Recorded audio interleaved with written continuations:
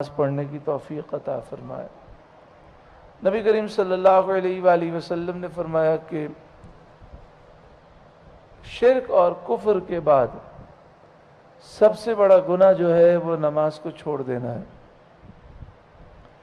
یعنی کفر اور شرک کے بعد تو بہت سارے گناہ ہیں، زنا کرنا بھی ہے، چوری کرنا بھی ہے، اسی طرح قتل کرنا بھی ہے، ڈاکہ ڈالنا بھی ہے، شراب پینا بھی ہے، لیکن نبی کریم صلی اللہ علیہ وآلہ وسلم نے فرمایا کفر اور شرک کے بعد سب سے بڑا گناہ نماز کو چھوڑ دینا ہے۔ لیکن آج اس کی کسی کو کوئی پرواہ نہیں۔ آپ نے دیکھا ہوگا ہمارے بہت سے احباب مسجد کے باہر جو مانگنے والے ہوتے ہیں ان فقیروں کو وہ بھیک دیتے ہیں۔ رمضان المبارک میں آپ دیکھیں جب فجر کا ٹائم شروع ہوتا ہے یہ اس سے پہلے آ کر بیٹھ جاتے ہیں، جیسے ہی سحری کا ٹائم ختم ہوتا ہے، اور جب تک فجر کا ٹائم موجود ہوتا ہے یہ باہر ہی بیٹھے رہتے ہیں۔ فجر کا ٹائم ختم ہو جاتا ہے، سب کے سامنے ظاہر ہے کہ فجر کی نماز نہیں پڑھتے۔ امام اعظم ابو حنیفہ رضی اللہ تعالیٰ عنہ فرماتے ہیں جو جان بوجھ کر نماز چھوڑنے کا عادی ہے اسے جیل میں ڈال دو، جب تک توبہ نہ کرے جیل میں رکھو، اگر ساری زندگی توبہ نہ کرے تو جیل میں ہی مر جائے اسے مت نکالو۔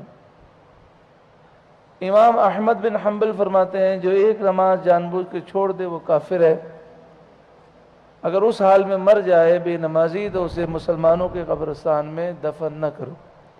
یہی بات حضور غوث اعظم رضی اللہ تعالیٰ عنہ فرماتے ہیں۔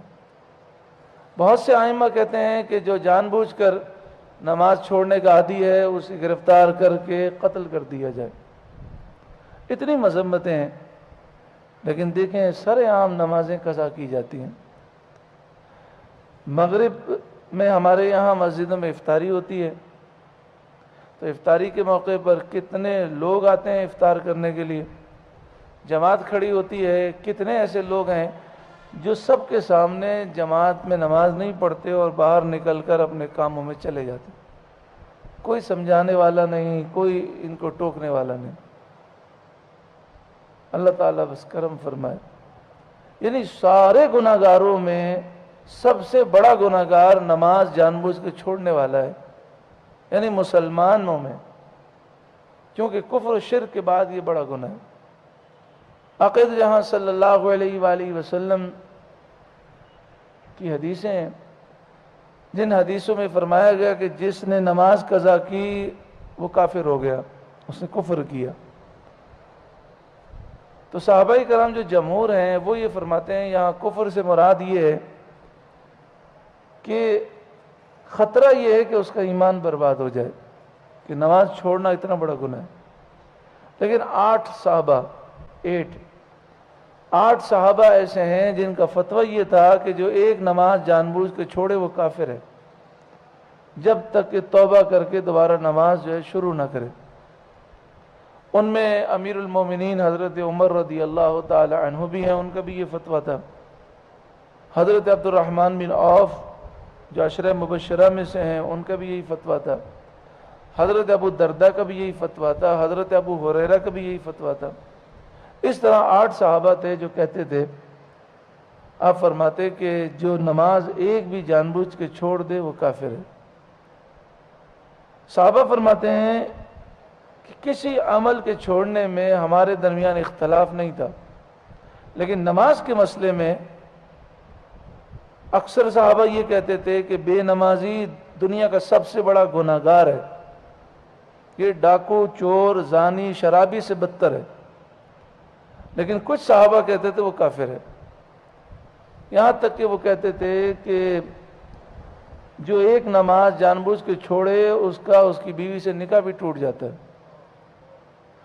حضرت امام احمد بن حنبل بھی یہ فرماتے تھے، پھر جب توبہ کرے اور نماز شروع کرے تو دوبارہ تجدید نکاح کرے۔ کتنے مسائل سخت ہیں، لیکن انسان سوچے کہ ہمارے یہاں نماز نہ پڑھنا کوئی مسئلہ ہی نہیں ہے۔ یہاں تک کہ بعض مسجدوں کے باہر نیاز ہوتی ہے تو اندر جماعت شروع ہوتی ہے، نیاز شروع ہو جاتی ہے۔ اب اندر مسجد میں نماز ہو رہی ہے اور لوگ باہر جو ہے کھانا کھا رہے ہیں، کیا یہ ممکن نہیں ہے کہ سب سے کہا جائے کہ پہلے آئیں مسجد میں نماز پڑھیں پھر کھانا ملے گا؟ اسی طرح بہت سارے ادارے ہیں جو دسترخوان لگاتے ہیں، برابر میں مسجد ہے، وہ نماز پڑھنے نہیں جا رہے، کھانا کھلا رہے ہیں ان کو۔ بہت سے ایسے لوگ ہیں جو وہ نکاح کے لیے آتے ہیں، اندر جماعت ہو رہی ہوتی ہے، باہر کھڑے ہوتے ہیں، پھر نکاح کی تقریب اٹینڈ کرتے ہیں بعد میں۔ بہت سے ایسے لوگ ہیں نماز جنازہ کے لیے آتے ہیں، جب تک اندر نماز ہو رہی ہے فرض نماز، باہر کھڑے رہتے ہیں، پھر نماز جنازہ پڑھ کے چلے جاتے ہیں۔ کوئی ہے سمجھانے والا، کوئی ہے ان کو کہے کہ آپ یہ کیا کر رہے ہیں؟